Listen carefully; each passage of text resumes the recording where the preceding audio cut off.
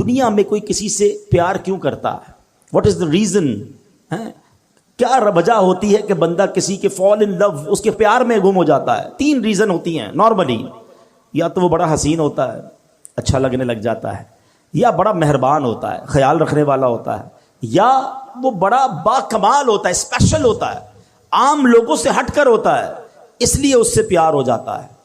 اگر یہ 3 ریزنز ہیں تو خالق کائنات کی طرف اگر توجہ جاتی ہے تو دنیا کے سارے حسن اور رعنائیوں کو بنانے والا، جس نے دنیا میں ایسے حسین اور ایسی رعنائیاں، اتنے خوبصورت مناظر بنائے، جنت جس نے بنائی، اس مالک کی سبحان اللہ وہ کیسا مولا ہوگا. پھر آگے چلو، اگر با کمال سے محبت ہوتی ہے تو ہر با کمال کو کمال دینے والی ذات بھی رب کائنات کی ہے، پھر اس سے محبت کیوں نہ ہو. اور اگر کسی محسن سے، کسی خیال رکھنے والے سے پیار ہو جاتا ہے تو بتاؤ تو صحیح، جب سے پیدا ہوا ہوں، جب سے لے کر آج تک روزانہ جس کے احسانات تلے دبا ہوں، وہ کوئی اور ذات نہیں، وہ میرے مالک کی ذات ہے. بلکہ سچی بات بتاؤں، مجھ پر اور آپ پر تو پیدا ہونے سے پہلے اس کے احسان جاری ہیں.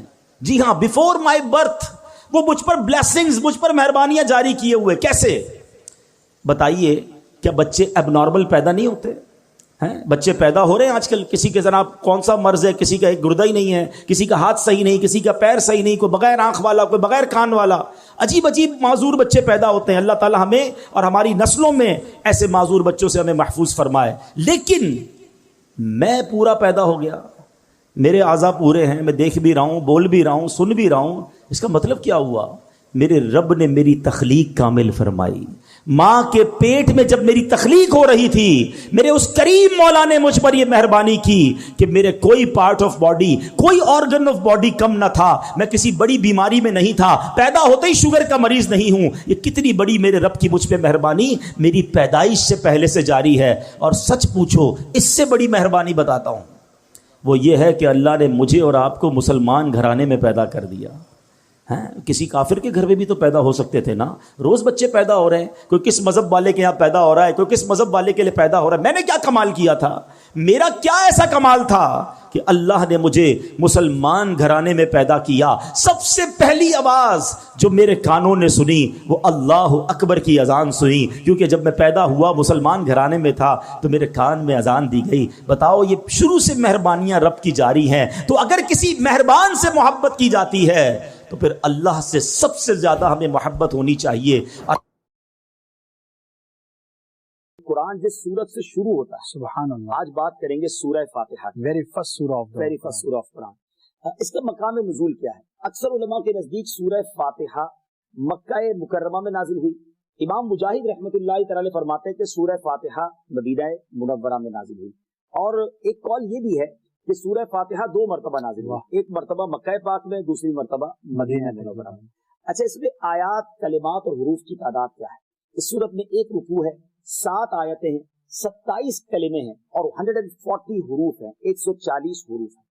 سورہ فاتحہ کے اسماء بہت سارے اس کے نام ہیں، اور اس کی وجہ کیا ہے؟ سورہ فاتحہ سے قرآن پاک کی تلاوت کی جاتی ہے، شروع کی جاتی ہے. اسی سورت سے قرآن پاک لکھنے کی ابتدا کی جاتی ہے، اس لیے اسے فاتحۃ الکتاب یعنی کتاب کی ابتدا کرنے والی بھی کہتے ہیں، اوپننگ بک ہو گئی. اچھا، اس سورت کی ابتدا الحمدللہ سے ہوئی.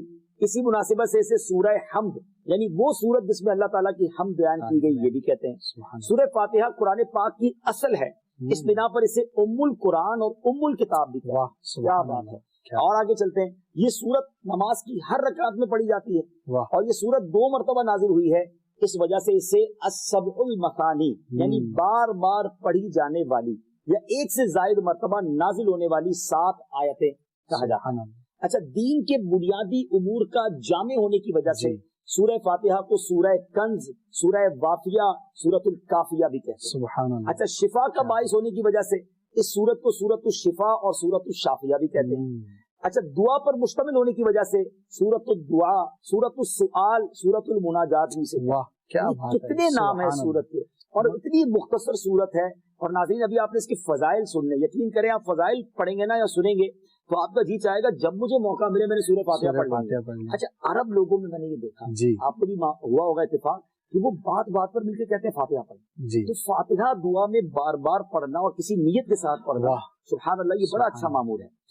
اب چند میں ایک دو حدیثیں بھی سنا دیتا ہوں تاکہ مزید سورہ فاتحہ کے فضائل بلیسنگز پتہ چل جائیں. پہلی حدیث ہے بخاری شریف کی. سبحان اللہ. حضرت ابو سعید بن معلہ رضی اللہ عنہ فرماتے ہیں میں نماز پڑھ رہا تھا تو مجھے نبی پاک علیہ الصلوۃ والسلام نے بلایا لیکن میں نے جواب نہ دیا. جب نماز سے فارغ ہو کر پیارے آقا علیہ الصلوۃ والسلام کی خدمت میں حاضر ہوا تو میں نے عرض کی یا رسول اللہ صلی اللہ علیہ وسلم میں نماز پڑھ رہا ہوں. پیارے آقا علیہ الصلوۃ والسلام نے فرمایا کیا اللہ تعالیٰ نے یہ نہیں فرمایا استجیبوا للہ وللرسول اذا دعاکم، اللہ اور اس کے رسول کی بارگاہ میں حاضر ہو جاؤ جب وہ تمہیں بلائیں. پھر ارشاد فرمایا کیا میں تمہیں تمہارے مسجد سے نکلنے سے پہلے قرآن کریم کی سب سے عظیم سورت نہ سکھا دوں؟ سب سے عظیم سورت. پھر آپ علیہ الصلوۃ والسلام نے میرا ہاتھ پکڑ لیا. جب ہم نے نکلنے کا ارادہ کیا تو میں نے عرض کی حضور آپ نے کچھ فرمایا تھا تو کہ میں ضرور تمہیں قرآن مجید کی سب سے عظمت والی سورت سکھاؤں گا. تو نبی پاک نے فرمایا وہ سورت الحمدللہ رب العالمین ہے، یہی سبع مثانی اور قرآن عظیم ہے جو مجھے عطا فرمائی. یہ قرآن کی عظیم ترین سورت میرے آقا علیہ الصلوۃ والسلام نے فرمایا. بہرحال اس کے بہت سارے فضائل ہیں. جو لوگ بیمار ہیں پریشان ہیں ذرا غور سے سنیے. نبی پاک فرماتے ہیں کہ سورہ فاتحہ ہر مرض کے لیے شفا. اب سورہ فاتحہ پڑھ کے کسی مریض پہ دم کر دیں، اپنے اوپر دم کر دیں، مریض خود پڑھ لے، پانی پہ دم کر کے پی لیں تو انشاءاللہ امراض سے اس میں شفا ہے. ٹاپکس بہت سارے ہیں اس کے، ایک دو عرض کر دیتا ہوں. اس سورت میں اللہ تعالیٰ کی حمد و ثنا کا بیان ہے، اللہ تعالیٰ کے رب ہونے، اس کے رحمان الرحیم ہونے، نیز مخلوق کے مرنے کے بعد دوبارہ زندہ کیے جانے اور قیامت کے دن ان کے اعمال کی جزا ملنے کا ذکر ہے. صرف اللہ تعالیٰ کے عبادت کے مستحق ہونے اور اسی کے حقیقی مددگار ہونے کا تذکرہ. تو ماشاءاللہ سورہ فاتحہ کی کیا بات ہے. میں بھی نیت کروں اور آپ بھی نیت کریں کہ جب جب موقع ملے گا، میرا خیال ہے 2 منٹ لگتے ہیں بالکل فاتحہ پڑھنے میں، آسانی سے پڑھ سکتے ہیں، یاد بھی ہوتی ہے، بچے کو یاد ہوتی ہے تو کیوں نہ اس کا ورد کرتے رہا. سبحان اللہ. مجھے اپنی اور ساری دنیا کے لوگوں کی اصلاح کی کوشش کرنی ہے انشاءاللہ عز و جل. حدیث قدسی ہے کہ جب میں اپنے کسی بندے کے بدن یا اس کے مال یا اس کی اولاد کی طرف کوئی سختی بھیجوں پھر وہ صبر جمیل کے ساتھ اس کا استقبال کرے تو قیامت کے دن مجھے اس سے حیا آئے گی کہ میں اس کے لیے میزان قائم کروں یا اس کا نامہ اعمال کھولوں.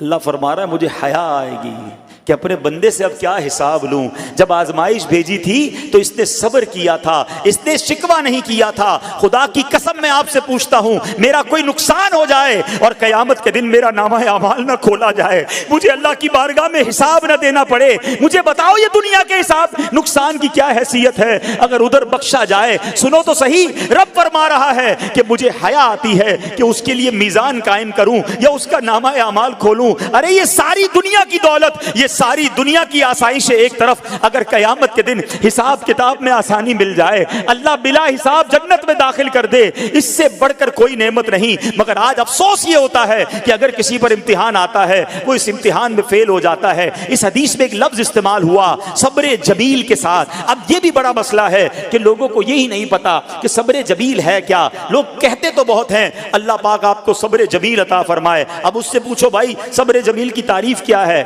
تو پھر تعریف نہیں پتا ہوتی. یہ کسی جمیل بھائی کا صبر نہیں ہے کہ جس کو صبر جمیل کہا جاتا ہے. صبر جمیل کی تعریف سمجھو.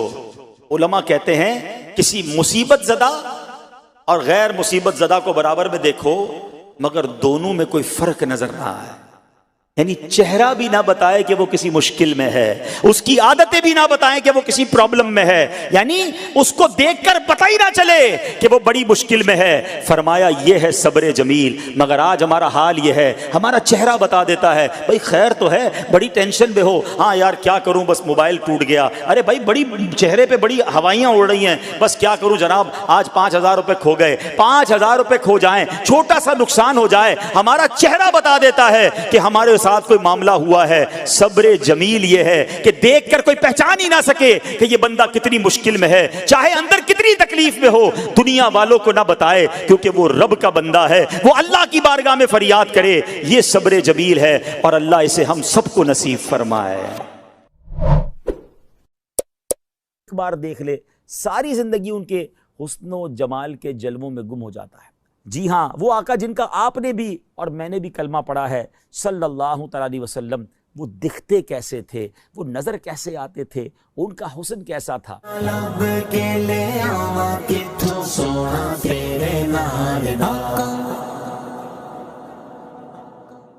پیارے پیارے اسلامی بھائیوں اور مدنی چینل کے ناظرین، آپ نے آج تک بڑے حسین لوگوں کے تذکرے سنے ہوں گے یا انہیں دیکھا ہوگا، ہو سکتا ہے بڑے دنیا کے حسین مقامات بھی دیکھے ہوں اور ان کا تذکرہ سنا ہو، مگر آج آپ کچھ انوکھا، کچھ نرالا، کچھ بڑا ہی پیارا سننے جا رہے ہیں۔ امید ہے جیسے جیسے آپ سنتے جائیں گے دل کی مرجھائی کلیاں کھلتی چلی جائیں گی، انشاءاللہ شوق دیدار بڑھتا چلا جائے گا۔ جیسے جیسے سنتے جائیں گے کئیوں کی آنکھیں اشک بار ہوتی چلی جائیں گی۔ کس کا تذکرہ ہونا ہے؟ اس حسین کی بات ہونی ہے، اس حسن و جمال کے پیکر کا تذکرہ ہونا ہے کہ ان جیسا پیارا، ان جیسا سونا، ان جیسا حسین رب نے کوئی اور بنایا ہی نہیں ہے۔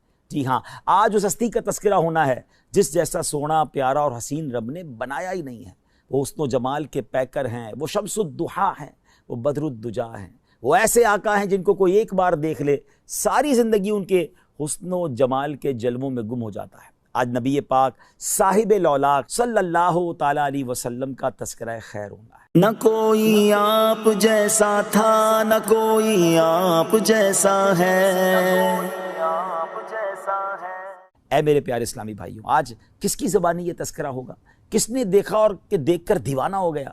میرے آقا علیہ الصلوۃ والسلام کا حسن وہ ہے کہ جب سیدنا حسان بن ثابت رضی اللہ تعالیٰ عنہ نے دیکھا تو بے ساختہ پکار اٹھے، وَأَحْسَنُ مِنْكَ لَمْ تَرَ قَطُّ عَيْنِي وَأَجْمَلُ مِنْكَ لَمْ تَلِدِ النِّسَاءُ خُلِقْتَ مُبَرَّأً مِنْ كُلِّ عَيْبٍ كَأَنَّكَ قَدْ خُلِقْتَ كَمَا تَشَاءُ۔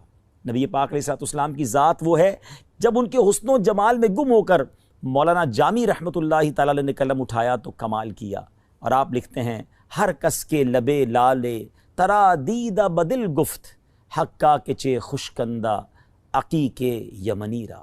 وہ آقا ہیں کہ جب امام عشق و محبت اعلیٰ حضرت فاضل بریلوی رحمۃ اللہ تعالیٰ علیہ نے آپ کے چہرہ انور کے تصور میں گم ہوئے تو کیا لکھتے ہیں؟ خامہ قدرت کا حسن دستکاری واہ واہ، کیا ہی تصویر اپنے پیارے کی سنواری واہ واہ۔ کہیں لکھتے ہیں کاف گے سوہا دہن یا ابرو آنکھیں عین صاد، کاف ہا یا عین صاد، ان کا ہے چہرہ نور کا۔ جب مولانا حسن رضا خان صاحب نبی پاک علیہ الصلوۃ والسلام کے جلووں میں گم ہوتے ہیں تو پھر کیا خوب لکھتے ہیں کہ ایسا تجھے خالق نے طرحدار بنایا، یوسف کو تیرا طالب دیدار بنایا، کونین بنائے گئے سرکار کی خاطر، کونین کی خاطر تمہیں سرکار بنایا۔ مفتی اعظم ہند مصطفیٰ رضا خان صاحب رحمۃ اللہ تعالیٰ علیہ جب قلم اٹھاتے ہیں تو کیا لکھتے ہیں کہ خدا کی سلطنت کا دو جہاں میں کون دولا ہے، تم ہی تم ہو، تم ہی تم ہو، یہاں تم ہو، وہاں تم ہو۔ اور پھر میرے شیخ طریقت امیر اہل سنت بانی دعوت اسلامی مولانا محمد الیاس عطار قادری دامت برکاتہ العالیہ جب قلم اٹھاتے ہیں، آقا کے جلووں کا تصور جماتے ہیں تو پھر کیا لکھتے ہیں؟ تیرا خلق سب سے بالا، تیرا حسن سب سے اعلیٰ، فدا تجھ پہ سب زمانہ، مدنی مدینے والے۔ پیارے اسلامی بھائیوں، آج اس ہستی کا تذکرہ کرنا ہے جس کا سارا عالم پروانہ ہے۔ جبھی تو مفتی اعظم لکھتے ہیں نا، تو شم رسالت ہے عالم تیرا پروانہ، تو ماہ نبوت ہے اے جلوائے جانانا، اے جلوائے جانانا، اے جلوائے جانانا۔ آئیے اس جلوائے جانانا کا تذکرہ سنتے ہیں، اور کس کی زبانی؟ جی ہاں، اس ہستی کی کہ جس نے ایک بار دیدار کیا، پھر جن الفاظ کے ساتھ تعارف پیش کیا۔ آج بھی سیرت کی کتابوں میں گویا سنہرے حروف میں وہ الفاظ لکھے جاتے ہیں، پڑھے جاتے ہیں۔ اگر آج واقعی آپ جاننا چاہتے ہیں کہ وہ آقا، جی ہاں وہ آقا جن کا آپ نے بھی اور میں نے بھی کلمہ پڑھا ہے صلی اللہ تعالیٰ علیہ وسلم، وہ دکھتے کیسے تھے، وہ نظر کیسے آتے تھے، ان کا حسن کیسا تھا، تو آئیے اب تیار ہو جائیے، تصور میں گم ہو جائیے۔ پیکر حسن و جمال رسول بے مثال بی بی آمنہ کے لال صلی اللہ علیہ وسلم کا رخ زیبا کیسا تھا، سنتے ہیں سیدتنا ام معبد رضی اللہ تعالی عنہا کی زبان میں۔ ہجرت کا سفر ہے، نبی پاک علیہ الصلوۃ والسلام سیدنا ابو بکر صدیق رضی اللہ تعالیٰ عنہ کے ساتھ سفر پر رواں دواں ہیں۔ راستے میں وادی قدید کا مقام آتا ہے، ایک ضعیف خاتون ہیں جو اپنے خیموں میں بیٹھا کرتی ہیں، آنے جانے والے مسافروں کو کچھ کھانے پینے کا سامان فروخت کیا کرتی ہیں۔ پیارے آقا علیہ الصلوۃ والسلام بھی اس خیمے پر پہنچتے ہیں، کچھ رقم دے کر کچھ کھانے پینے کا سامان خریدنا چاہتے ہیں۔ ان کے پاس کچھ نہ تھا، معذرت کر لی۔ نبی پاک علیہ الصلوۃ والسلام نے ان کے خیمے میں ایک بکری دیکھی جو بڑی لاغر تھی، اس کے تھن بھی سوکھے ہوئے تھے۔ میرے آقا علیہ الصلوۃ والسلام نے اجازت طلب کی کہ اگر آپ اجازت دیں تو اس بکری سے ہم کچھ دودھ نکال لیں۔ معبد یہ جانتے ہوئے کہ اس بکری نے دودھ نہیں دینا، پھر بھی اجازت دے دی۔ پیارے آقا علیہ الصلوۃ والسلام نے اپنے مبارک ہاتھ ان تھنوں پر لگائے۔ ہاتھ کس کے تھے؟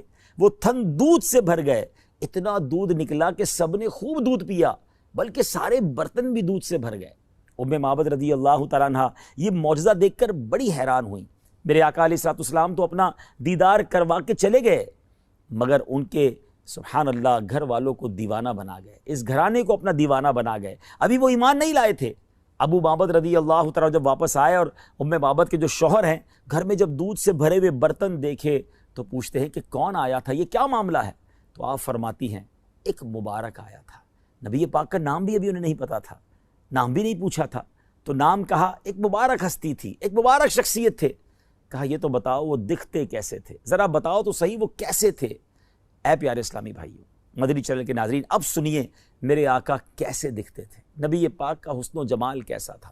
معبد رضی اللہ تعالیٰ عنہ کے عشق بھرے انداز میں، کس پیارے انداز میں نبی پاک کا رخ انور بیان کیا۔ آئیے الفاظ تو دیکھیے کیسے موتیوں کی مانند ہے۔ وہ کہتی ہیں رأیت رجلا ظاہر الوداع، میں نے ایک ایسی ذات دیکھی ہے جن کا حسن نمایاں ہے، ابلج الوجہ حسن الخلق، جن کا چہرہ خوبصورت اور وہ تخلیق کے شاہکار تھے، لم تعبہ خجلا، ان کی جسابت میں فربا ہونے کا عیب ہی نہ تھا، ولم تزری بہ سعلا، اور نہ